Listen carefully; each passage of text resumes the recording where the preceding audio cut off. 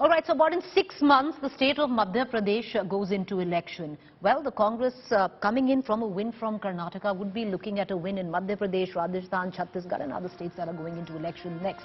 But is the Congress truly exercising the hyper-local election formula where the state of Madhya Pradesh is concerned? If they were looking to ban Bajrang Sena in Karnataka during the Karnataka elections, and many psychologists or many political analysts will suggest that it could have worked for them, by the Bajrang Sena joining the Congress in Madhya Pradesh, will it work better for the Congress? Well, Hindutva versus soft Hindutva in Madhya Pradesh, that's the question. Will soft Hindutva work for Congress? And is Congress guilty of diluting ideology? These are the questions that we're going to take to our panelists this evening. It's interesting because Rahul Gandhi has constantly focused on the sheer fact that he doesn't believe in Hindutva but Hinduism. However, the man on your television screen, Kamal, has repeatedly in rallies to the press has said that it is not just the BJP that is the custodian of Hindutva when it comes down to the state of Madhya Pradesh. What's also interesting in all of this is, and one shouldn't quite take it lightly, because the fine print of possibly the Congress's electoral strategy lies in the demography of the state of Madhya Pradesh. Let's take a look now in terms of pure demography. The state of Madhya Pradesh has a whopping majority of 91% who are Hindu, 7% just who are Muslims, Christians at just about a 0.3%. So with a 91 majority population of Hindus, has the Congress clearly played a card which could warm up to the majority vote? I want to cut across right now to our guest this evening, Sandeep Shastri, National Coordinator, Lokniti Network joins us. We'll be joined by our other guests subsequently as well. And Sandeep Shastri, I would reckon, you know, we've gone through so many of studio discussions on how the strategy of banning Bajrang Dal in Karnataka, where everybody was saying that, you know, it was a move which was questionable, now in hindsight worked for the Congress in Karnataka. Now the same move of getting the Bajrang Sena in your fold in a state like Madhya Pradesh could actually work for the Congress. This is truly, if you look at psephology-wise, a hyper-local election which the Congress aims to fight. Let's look at the demography, Mr. Shastri. 91% Hindu votes, just 7% Muslim votes. Preeti, 2 points on that. I think several elections in the state across the country have seen competitive religiosity. I think the religious sentiment is sought to be tapped, and a good politician, save of course if you're a communist, a good politician is seen as somebody who demonstrates their religiosity, and I think the Madhya Pradesh Congress seems to have taken a key from that. A second point to make on this, Preeti, drawing from Karnataka experience, yes, they did talk about banning the Bajrang Dal, but once that was said when the BJP raised the Bajrang Bali issue, remember the Congress took over the Bajrang Bali issue, and Mallikarjun Kharge in his speeches used to start off by saying Jai Bajrang Bali. And they in fact turned the tables on the BJP by saying, you remember Bajrang Bali only when you are in crisis because he is Sankat Vimochak. So I think that was an interesting play that you had. And now in Madhya Pradesh, as you say, you have kept the Bajrang, but you have replaced the Dal with the Sena. So now you reach out to the Bajrang Sena. And in a sense, I think the lesson which the Congress is taking forward from Karnataka and pushing into the state where they are in direct competition with the BJP, that a major issue which the BJP used to flaunt about the Hindu factor, I think the Congress is trying to say that it is equally strong with us. That is, I think, that's why I called it competitive religiosity that you see playing out. But it'll be interesting, Dr. Shastri, because the Congress here, when it's fighting a local election in Madhya Pradesh, will fight it possibly, and and the blueprint is out there. under the tag of Hindutva, where Kamal is going to go all out and say, I am the true Hindutva Wadi. However, in 3 months from then, when it fights a national election, the same election in Madhya Pradesh will not be fought under the same banner. In a way, state elections and national elections are fought on very, very different trajectories. And I will not be surprised if the Congress has multiple issues in its election package, just as the BJP would have. One aspect of the package would be this intense religiosity. Another part of the package which both BJP and Congress would try to develop is a social coalition, which I think is important in a state like Madhya Pradesh. And also the regional variety which Madhya Pradesh in important ways represents. So I think both the Congress and the BJP in this direct fight in Madhya Pradesh would be trying to bring into their basket of issues for support factors which they feel would work to their advantage, and both are going to seek the same factors, and ultimately it will be a credibility and perception test. But in the battle of perceptions, Dr. Shastri, I want to bring in Rahul Srivastava as well into this conversation, because Rahul Srivastava, you know, one can turn around and say fabulous, astute move by the Congress. You know, they are cutting BJP with what BJP does. But having said that, what about ideology? What about those speeches that Rahul Gandhi makes? Short-term gains, but what about your long-term ideology and perception of the Congress? See, Preeti, yes, the questions will be asked that at a time when Rahul Gandhi is talking about Mohabbat ki Dukaan, where is the space for the Congress selling much more than soft Hindutva in Madhya Pradesh? True. But it should not come as a surprise. I think there is a very strong reason why it is happening. See, in 2017, it is not now that the Congress has gone on to this rightward shift, which is, I will say, unequivocally and unabashedly rightward shift of the Congress party. If you recall, in 2017, Digvijay Singh had gone on a long Narmada Yatra. In 2018, Computer Baba, Mirchi Baba were promoted by the Congress, and then they were given cabinet ranks in the state. It is after that, what happened, something very important in Madhya Pradesh politics, that since 1990, when the BJP came to power, two regions, Malwa and the Nimar region, became the BJP's fortresses. But in 2018, when the Congress went for this rightward shift, and there were several other trouble for the BJP, factionalism and other, the fortress of Nimar and Malwa region fell. The Congress won 35 of the 66 seats, the BJP fell to 26. It is then the BJP decided in 2020, the focus areas, that it has to come back. This includes a lot of tribal areas also. Right. And if you recall, there were a lot of trouble in Khargon and other areas on Ram Navami. Then you saw bulldozer raising down Muslim homes after incidents of rioting. It is that BJP went strident on Hindutva as the Congress started moving slightly upward from soft Hindutva towards a medium Hindutva in Madhya Pradesh.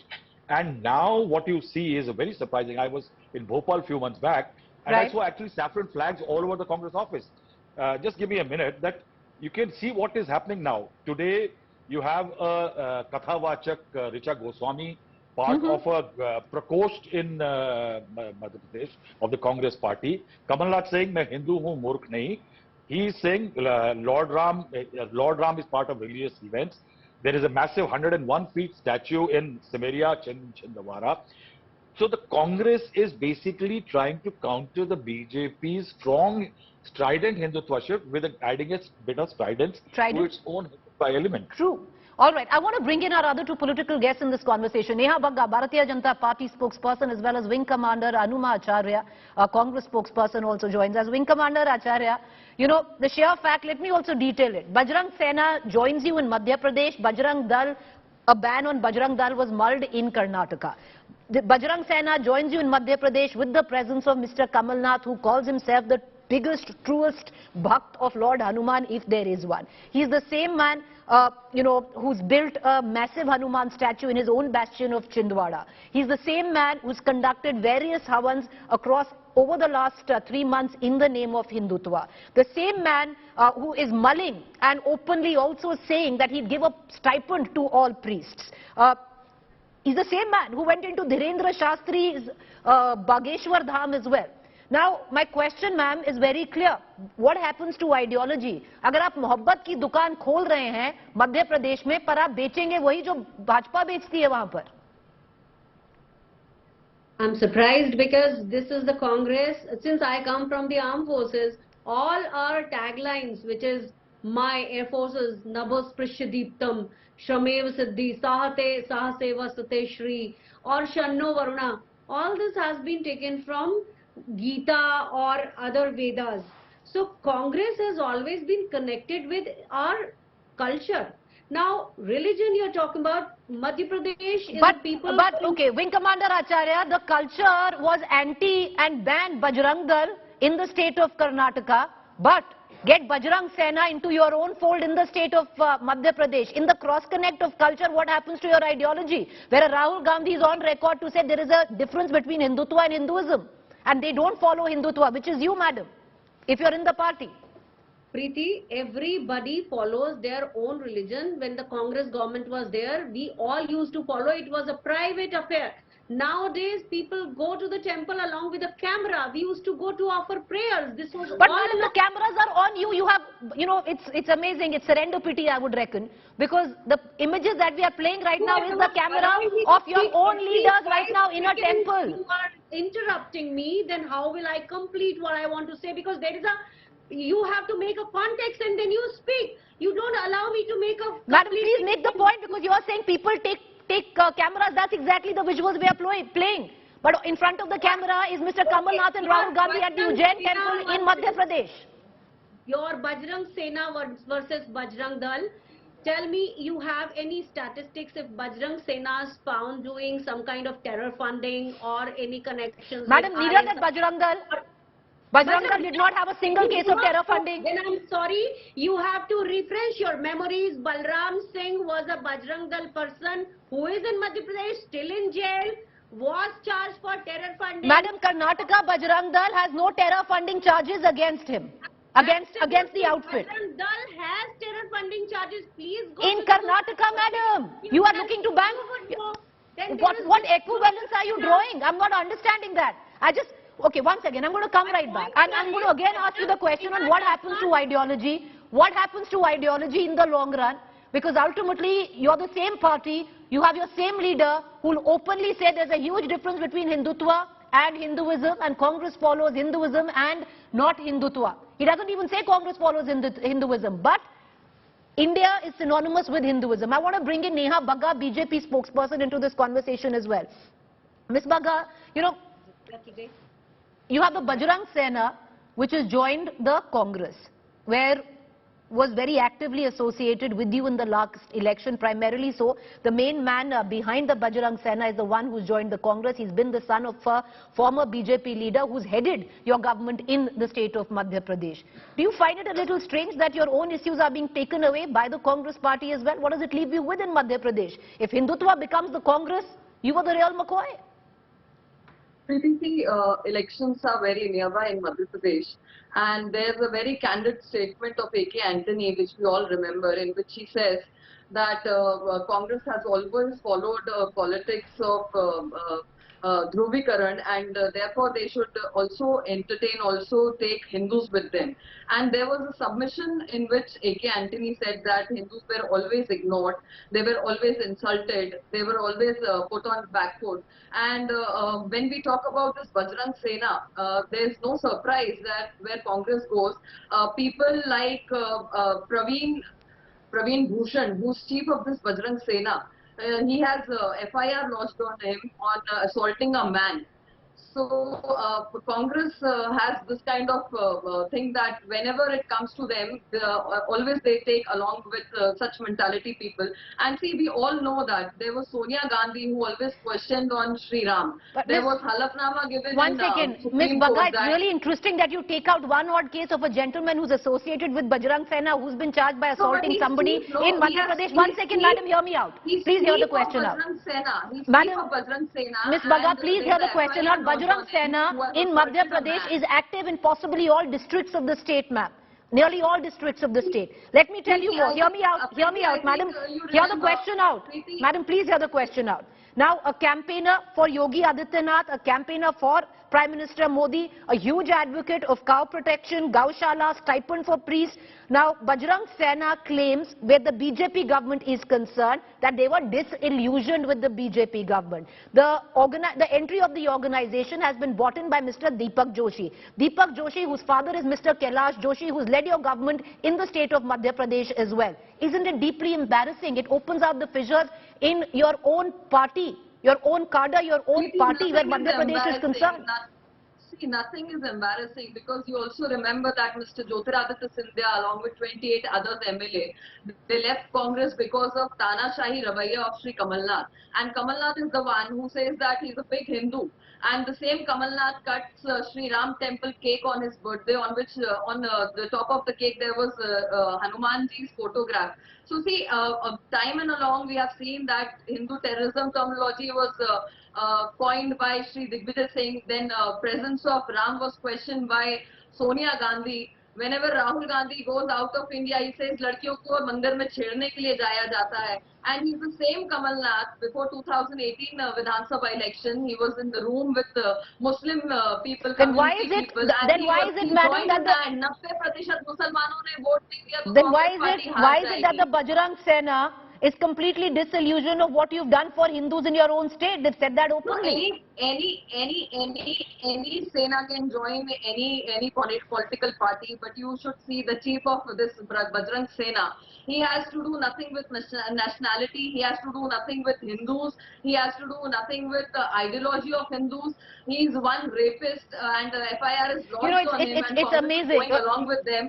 And we also remember various statements. See, we cannot be rampant on this. In totality, we have. It's amazing. Rahul Srivastava, I want to bring you into this conversation again for a minute.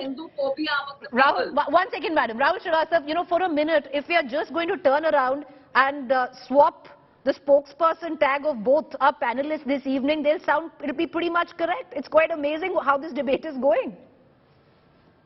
I think, Preeti, if you, I'll tell every viewer of the program to just go and check the Twitter page profile of Mr. Kamal Nath. There is a picture of him draped in Pitambar. That picture was taken couple of years back at the Mahakal temple. Mr. Kamal Nath has not removed that picture. Tell me any other Congress leader who's draped in Pitambar. Now that's something very interesting happening in Madhya Pradesh. One of the key elements is that Madhya Pradesh, Mr. Shivraj Singh Chauhan calls it Shanti Ka Tapu. It does not have great amount of friction happening, also because there is just 6.7% of the population is Muslims. And 1992 post-Babri demolition, there have been certain instances, 2015 Khargon and others. Otherwise, there have been no large-scale clashes, although there have been minor incidents, something close to, if I rightly recall, by the first half of 2022, there was something close to 150 odd incidents of communal clashes. So there has been a whipping up of the sentiment.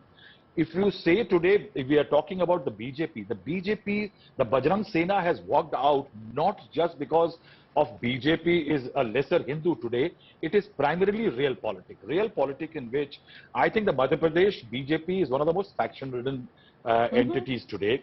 There is a 20-year power anti-incumbency. Shivraj Singh Chauhan, 17-year anti-fatigue, I think, as a chief minister.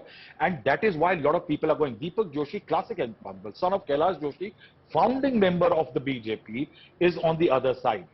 Primarily because there are people like Jyotiraditya Scindia came in with supporters and others, and the BJP is finding it difficult to accommodate its own old-timers.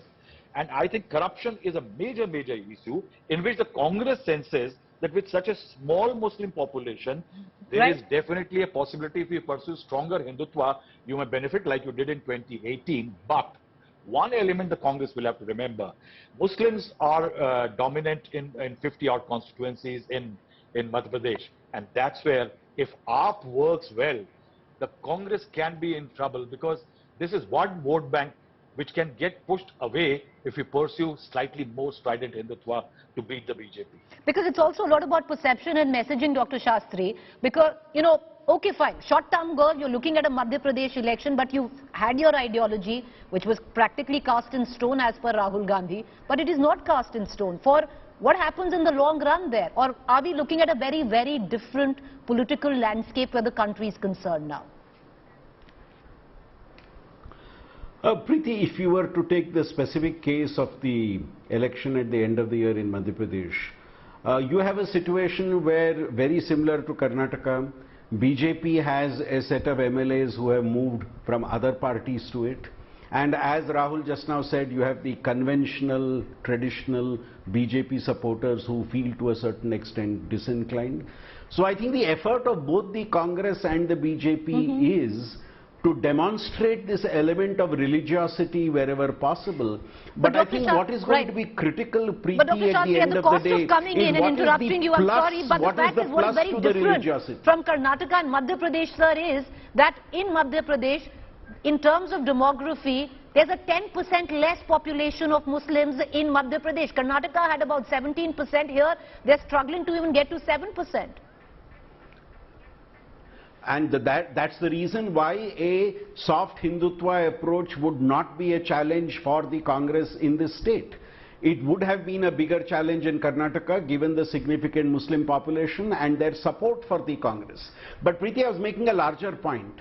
I think what's going to be critical is going to be the religiosity plus, which is going to be the part of the package which the Congress and the BJP offers. What will that plus be? And how much does that plus really click with the voter would be significant. Rahul made the mention of the fact that there is a sentiment of anti-incumbency coming in. Can the Congress capitalize on that? Congress is ridden by factionalism, BJP is ridden by factionalism. Who will be able to manage their factionalism better? So besides this factor of religiosity, I think these other elements of the electoral jigsaw puzzle of each of these parties will be critical in deciding who has the advantage as they move forward. Wing Commander Acharya, you know, the fact is, why then hide behind the pretense of playing the right kind of politics? Why hide behind the pretense of कि हम मोहब्बत की दुकान खोलेंगे? Why not just openly admit, and there's nothing wrong in it? It's politics. आपको दुकान चलानी है, मोहब्बत की छोड़ दीजिए.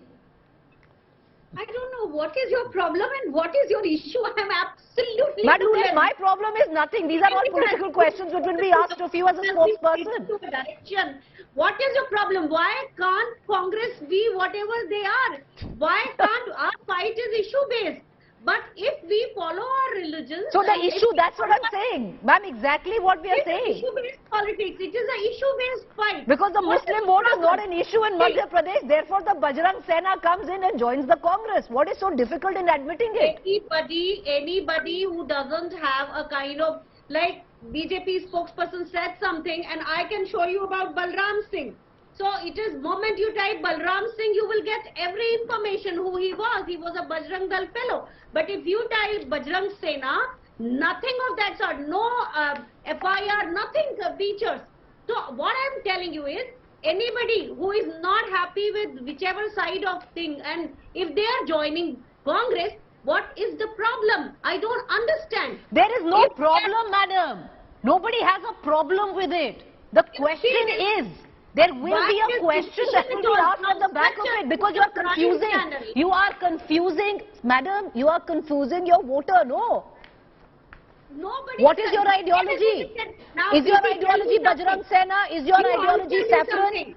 Please answer me. BJP has a franchisee on Hindu people? No, they don't have. We all have been following our religion, and I told you this is an incorrect narrative. When you want I just want to get in very quickly. I want to get in Rahul Srivastav as well as Dr. Shastri, and very quickly, Rahul.